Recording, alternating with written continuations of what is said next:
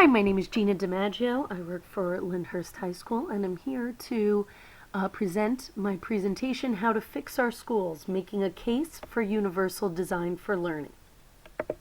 All right, so we have a number of problems in our school district right now. First, we have failing grades, so we have a lot of students who are failing out of classes. And then there's also a worse problem, students who pass a class but yet leave that class with no knowledge. In the classroom, we have a problem of boredom. So students are bored with what they're being taught and how they're being taught.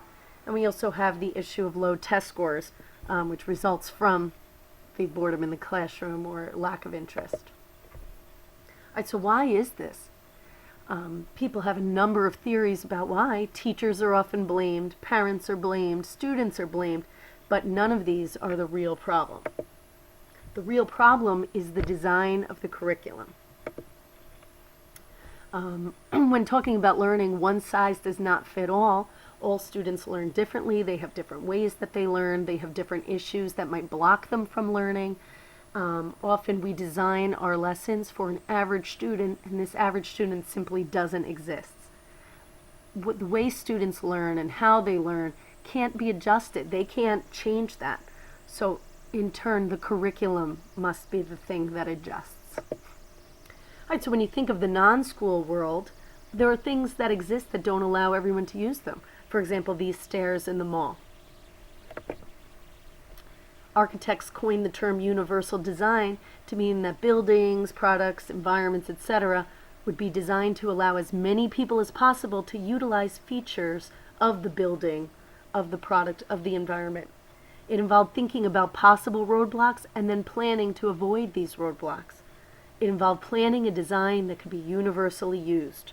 The person who initially came up with this did so by creating a curb that dipped down.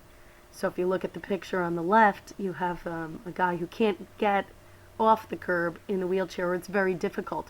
But when the curb dips down, not only can people with wheelchairs use this, but people who have baby carriages, maybe an injury, etc. So universal design involves making the environment barrier-free. So how do schools fix their problem? The answer is to make the curriculum flexible. Rather than expecting the students to bend to fit the set curriculum, make the curriculum flexible. In the 1990s, the Center for Applied Special Technology, known as CAST, had the idea to apply the concept of universal design to the classroom.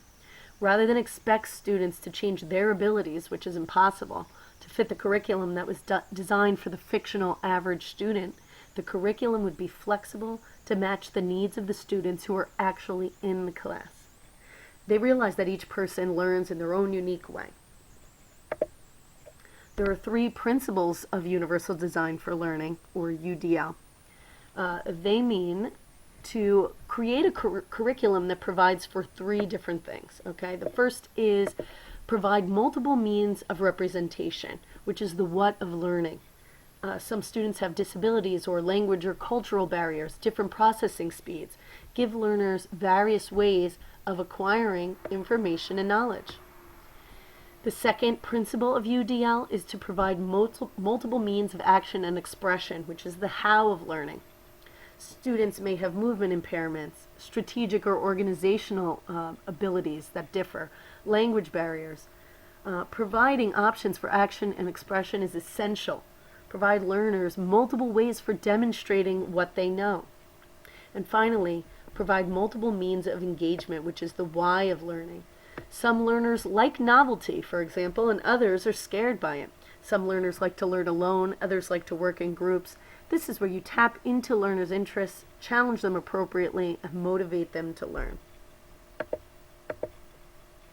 Right, so what that means in terms of the classroom is that universal design for learning will allow teachers to think about the actual students in their classes while designing a unit of study. They'll think about barriers that exist and will plan their unit with multiple means of engagement, action, expression, etc. This will allow all students to access the information. Students can use their own strengths to express their learning. So curriculum has 4 parts: instructional goals, methods, materials, and assessments. This involves reducing the obstacles, which could be physical, cognitive, organizational, intellectual, cultural, etc., in each of those 4 parts. And technology could have a big part in this. It's a very effective way to help implement UDL because there are all sorts of programs that can help. For example, talk to text or helping with motor skills. So how do we implement UDL in our district? First of all, you have to think of the teachers as partners. This will allow the teachers to buy into it. If teachers realize that they're an active part in coming up with this, they're going to be more likely to want to see it through because they have a vested interest in it. So allow teachers to come up with lists of issues that they currently see and how can they plan in the future for these. Allow collaboration, for example, in PLCs. And allow teachers to start small. For example, maybe each teacher could plan 1 lesson per week, or within the department they could rotate this around, and then at the PLCs discuss this so that we can each see what we're doing or what the others are doing.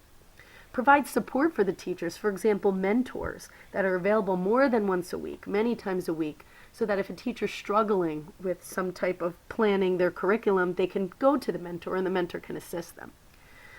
We should also be partnering with other school districts who've already implemented UDL and maybe see they're a little further ahead in the process. So we could see where they are and how can we do that. And they could tell us about issues they had with doing it. And maybe we can avoid those issues. And then also train the teachers in the technology, because if we're going to have to use this technology in the classroom, we're going to need to know how to use it. So expecting teachers to do this in their own time and not provide any support for them is unrealistic. If teachers are shown how to use the different technology, they'll be more likely to actually implement it because they'll know what they're doing. And especially because our district has iPads for all students and every classroom has a smart board in it. These things are great, but they're underutilized because teachers don't know how to use them. We don't know all of the programs available, and there's no way for us to learn that without having the support.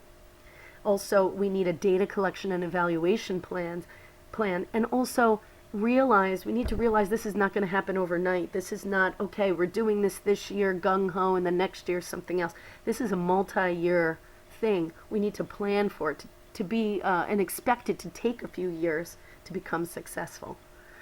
So if we utilize these different ideas, Universal Design for Learning can be successful in our district, and I hope you will take my ideas into consideration. Thank you.